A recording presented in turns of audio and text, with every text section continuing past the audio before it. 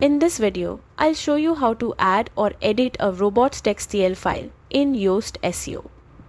This file helps control how search engines crawl your website, guiding them to important content and keeping certain sections private if needed. First, log into your WordPress dashboard and open the Yoast SEO plugin menu.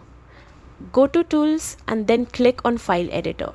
Here, you can access your robots.txt file. If you don't already have one, Yoast will prompt you to create it with a single click. Once your file is open, you can add rules to allow or block search engines from specific parts of your site. For example, you might block unfinished pages or private sections. Be careful with your edits, as incorrect rules could block important content from being indexed. After making your changes, click Save Changes to Robots title to apply them. Double check your edits to ensure nothing essential is blocked. And that's it. By managing your robots.txt file effectively in Yoast SEO, you help search engines crawl your site efficiently, improving your SEO and visibility.